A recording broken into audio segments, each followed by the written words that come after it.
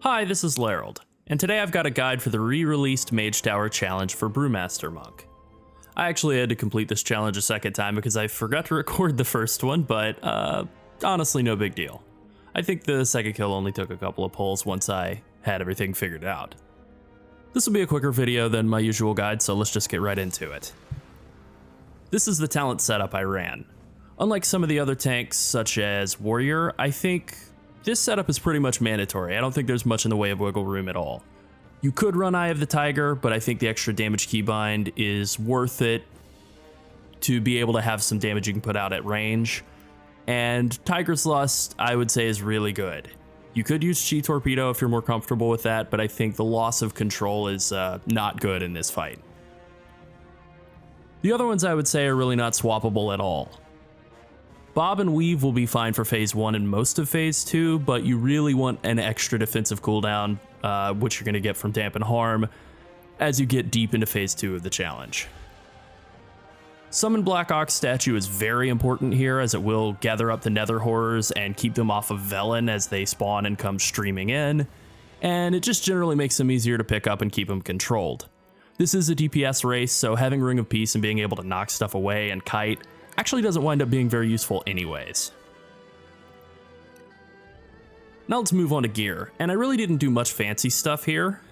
If you're absolutely wanting to min-max, you can go back and get older gear that has a lot of sockets in it, and gem those all up with versatility gems just to get a little bit of extra stat budget. You'll definitely notice it if you really go all out. The same goes with using enchants from older expansions, but again, I didn't bother with any of this. All I did grab was old trinkets. I used Splintered Heart of Alar from Castle Nathria for my first kill, along with Chipped Soul Prism from the World Boss in Tanan Jungle from Warlords of Draenor. Technically it's a little lower item level than Legion gear and doesn't actually scale up to 50 item level, but it's pretty close, and I got very lucky with mine. It has a socket and avoidance. So I wore it for both of my kills. An unstable Arcano Crystal from the Legion World Boss Withered Gem also works just fine, or really any of the current decent single target DPS trinkets from current Shadowlands content will work fine. For the second kill, instead of the Splintered Heart of Alar, I used Pocket Size Computation Device, the BFA trinket from Mechagon, with Cyclotronic Blast as the red card in it, and it was extremely nice. I think it did about 8% of my overall damage, and it really helped burn through Phase 1 a lot faster. None of these trinkets are mandatory, but they will make the whole process a little bit easier. On my DH, I just used Salvage Fusion Amplifier and Phial of Putrefaction, and I do feel like you can probably get away with doing that on Monk or really any tank. Alright, now let's move on to how I approach the fight. It's not easy, but it's really not complicated. Starting with Phase 1, I begin by setting a Black Ox Statue in Transcendent Soul before engaging with the boss, or at least you should. I think I forgot to set the Transcendent Soul on the kill I recorded until like a minute or so into the poll, but hey, whatever. Basically, all of Phase 1 is a dance.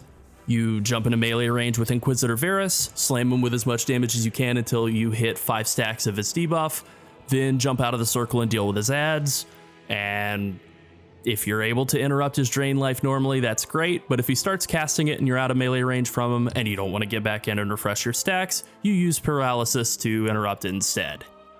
It's that easy. You know, once your stacks fall off, you get back in there, mix it up with him again until you're at 5 stacks, jump back out and deal with the adds, repeat. Beyond that, you just dodge the slams from the big fire elementals, face the eyes as they channel on you, and, then go kill them when you go to move away from Varus. Throughout all of that, you're going to want to pick up the little nether elementals off of your Black Ox statue and AoE them down. They will probably kill your statue at some times, so you're going to want to be recasting it and kind of making sure that it's alive. The whole rule of this challenge is just ABD, always be dodging. If you do get knocked away by a fire guy or an eyeball, Transcendence back to a safe spot on the platform, or use a Goblin Glider if you get knocked out of range of it, or it's still on cooldown from a previous time you got knocked. The whole fight is a damage race, and Phase 1 is no exception, as the fire elementals that spawn throughout will res after being dead for a little while. and they will stop spawning once you get to phase 2, but any that have spawned during phase 1 will continue to annoy you for the rest of the fight. So you really want to ideally get through phase 1 before a third one is spawned. That's not always possible, but you know, at least before 4 have spawned should be pretty doable. You should use at least a couple of the Velen healing spheres that spawn during phase 1. He'll continue to spawn them throughout the fight. They CC all enemies for a few seconds and heal you and all of the friendly NPCs up to 100% health. But they do eventually despawn. I'm not exactly sure what the timer is, but it's like 3 minutes or so. So snagging the first couple of them that spawn during phase 1 is totally okay. You will want to carry a couple of orbs into phase 2 with you though, so that you can get a lot of easy healing and CC while you're dealing with Cruel, especially while you have a bunch of ads on you. That can really do a lot of damage really fast. So being able to get a break from that is super important. And now let's move on to phase 2. Once you kill Varus, the eyes will all despawn and the fiery elemental guys will stop spawning, but you know, keep respawning, blah blah blah. The nether elementals keep spawning and running at you exactly the same as before, so make sure Black Ox statue stays down near Velen so they don't blast him while you're running around with Cruel. Here's a bit of important numerical info and really critical to the end of this fight. If you use Touch of Death on an enemy with less health than your max health, they die instantly. So you only need to get Cruel's health to be less than your max health to finish the fight. My base health in this scenario was around 9,500. With Fortifying Brew, it was more like 11,000. So if you're able to hold Fortifying Brew until you're near the end of the phase, you can use Fort Brew and Touch of Death and finish the fight the moment that Cruel's health goes under 11k.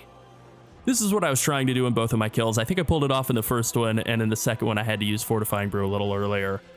So I wound up waiting until he was under 9k, but still, being able to the global that you get him under 9k health, or 11, Touch of Death, and then the fight's over is really important, because some of these kills can be photo finishes. I think in my first kill, if I had gone on for 2 more globals, I would have lost instead of getting the kill.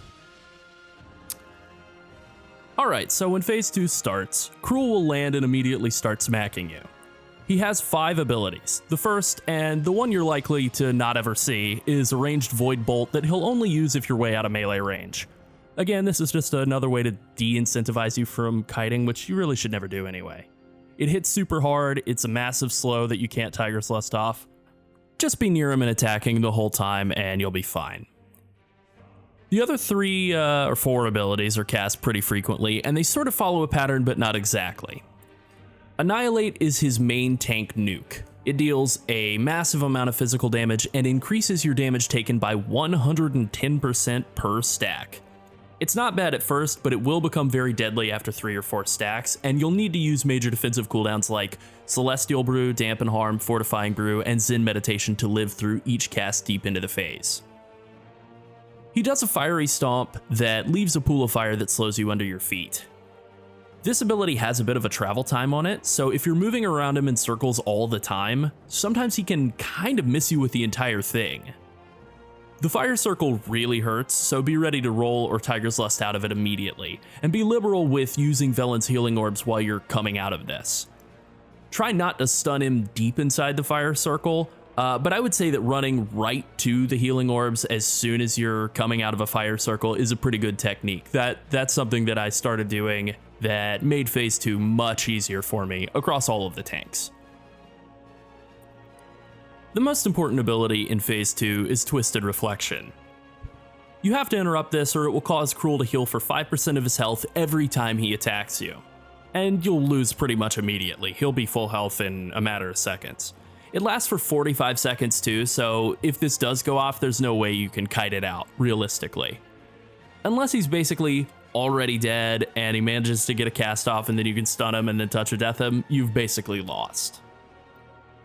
Finally, the last ability in phase 2 is a trio of purple beams that sweep across the platform.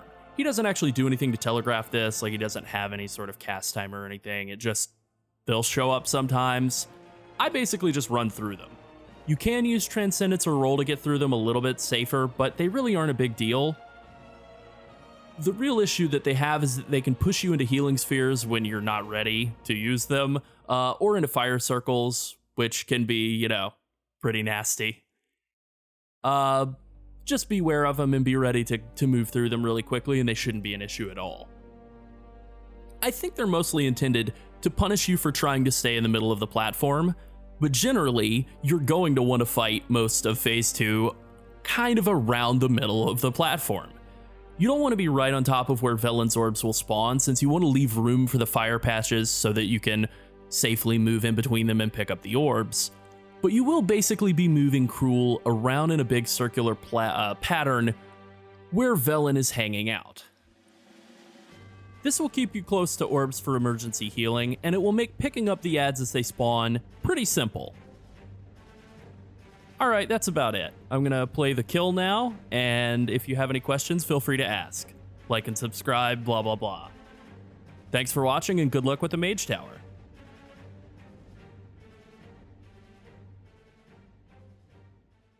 Dispose of this rabble. With pleasure. I will mend your wounds. Look always to the light.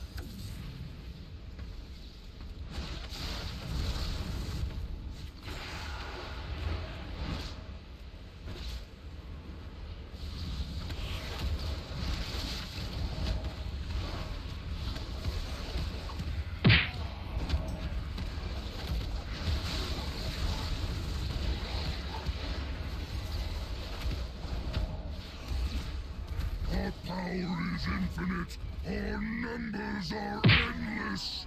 Bow before the might of the Burning Legion! We will never bow! You must stand strong, champion. Do not give up. Ha! You are all that remains. There is no hope.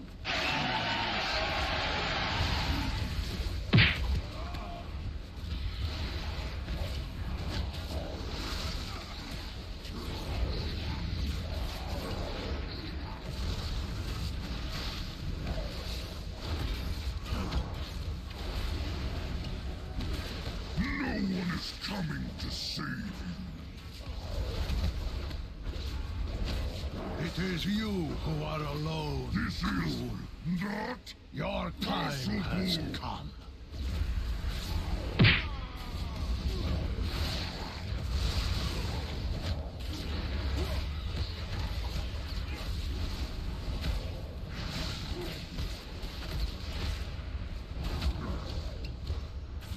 is not possible.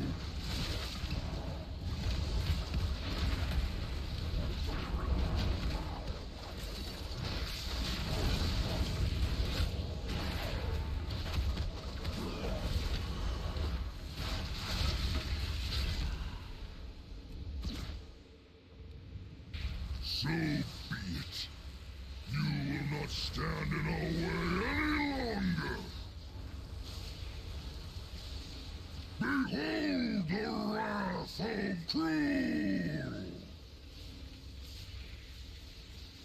He is overloading himself with power! Look out!